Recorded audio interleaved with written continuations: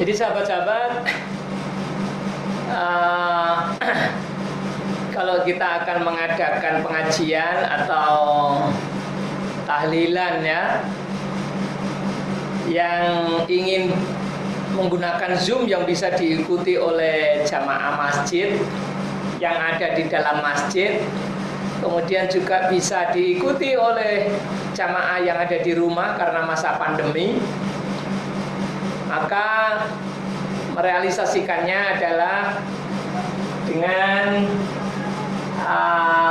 bayangkan ini ya, bayangkan depan itu adalah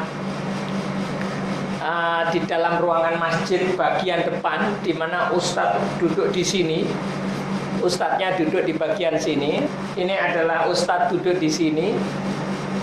Kemudian yang di sini adalah operator Zoom-nya, operator PC-nya. Ya, ustadznya menghadap ke sana, ke jamaah.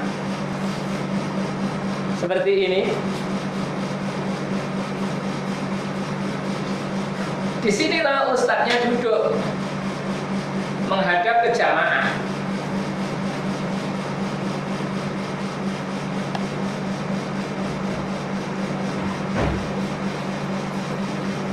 Pak, sarung hijau. Sebentar ya.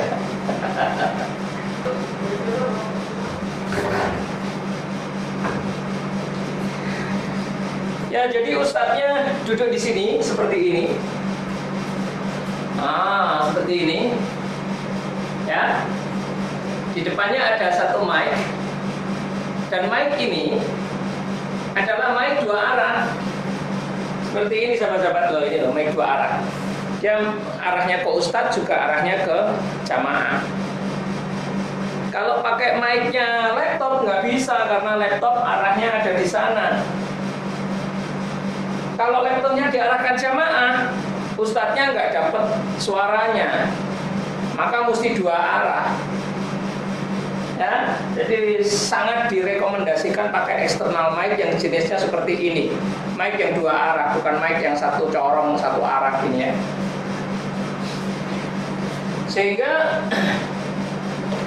satu mic ini bisa langsung dimasukkan ke dalam laptop, ke Zoom ya. Nah begini. Terus satu kamera, supaya sederhana kita menggunakan HP saja ya, supaya simple.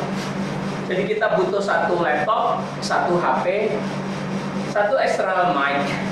Nanti HP-nya dikonek ke Zoom, laptopnya sebagai hostnya Zoom. Nah ini kamera eksternal kita perlukan, dihadapkan ke jamaah. Jadi nanti jamaahnya kelihatan di Zoom. Kemudian ustadznya itu close up kelihatan di Zoom juga. Ya. Kalau sudah begitu berarti nanti di Zoom itu ada dua layar. Layar jamaah yang ditangkap oleh kamera ini dan layar ustadz yang ditangkap oleh handphone. Nah, kalau ada dua komputer ini bisa digantikan komputer juga, sehingga dua laptop operator sama laptop ustadz. Saya sarankan ustadznya jangan mengoperasikan sendiri ya, ada asisten supaya ustadznya tidak ribet teknis. Ya, beliau bisa fokus kepada materi kajian, ya, bisa fokus kepada memimpin jamaah. Yang mengatur biar asistennya saja, gitu ya. Nah, bagaimana koneksinya mic itu seperti ini ya. Saya tunjukkan ya. Jadi di sisi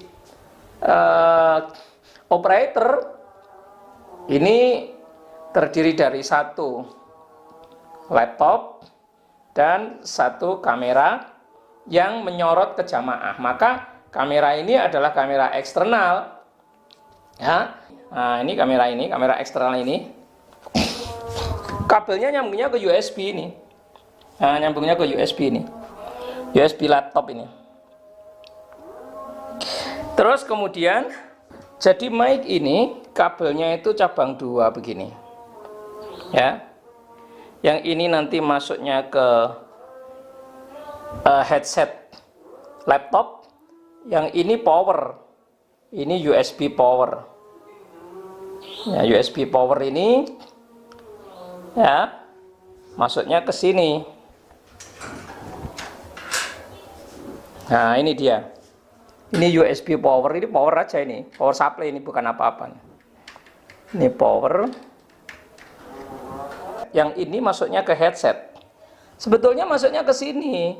Tetapi karena ini khusus mic, ya, maka dia harus punya splitter seperti ini, sahabat-sahabat. Splitter ya. Nah, ini keluarnya 2. Nah, seperti ini. Yang merah itu masuk mic. Mic-nya tadi, mic yang itu. Ya, ini. Yang merah masuk mic. Yang biru, kalau kita punya external speaker, masuk external speaker. Tapi kalau kita nggak punya external speaker, ya udah biarkan kosong begini. Nanti speakernya pakai speaker laptop aja.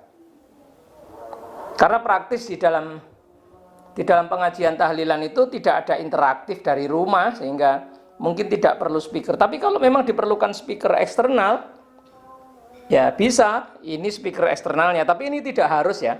Ini tidak termasuk yang saya rekomendasikan. Nah, kabel speaker eksternalnya ini masuknya di yang warna biru. Nah, oke. Nah, kabel yang dari sini ke sini ini namanya splitter. Nah, ini namanya splitter. Sekali lagi, yang merah masuk ke mic itu, mic eksternal, ya. Yang biru masuk ke speaker.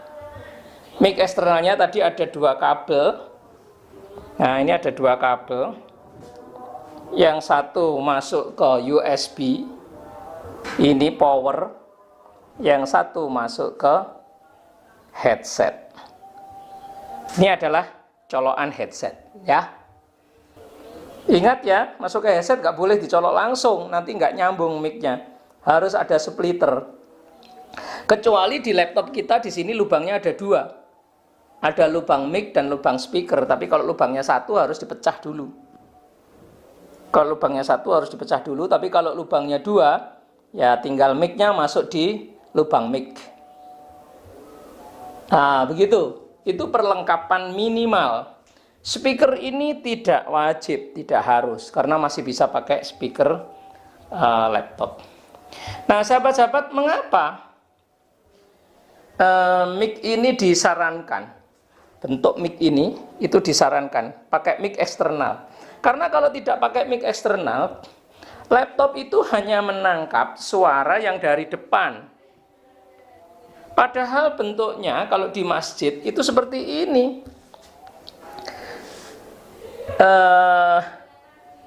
Operator ada di sana. Jadi nggak ketangkap oleh jamaah. Jamaah dari sisi saya sini, dari sisi saya berbicara di kamera ini menghadap sama dengan saya sebagai jamaah menghadap. Jadi kalau suara jamaah nanti tidak tertangkap oleh laptop. Nah, oleh karena itu sangat disarankan menggunakan mic yang lebih omni. Omni itu artinya ke segala arah. Nah, ini malah bukan omni tapi ini 2 ya ini ya, arah depan dan arah belakang. Jadi pas banget.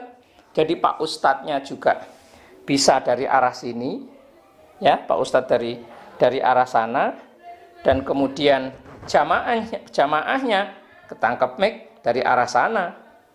Saya ulangi, jadi Pak Ustadz bisa dari arah sana dan jamaahnya dari arah sana. Ya. Jadi depan belakang mic ini.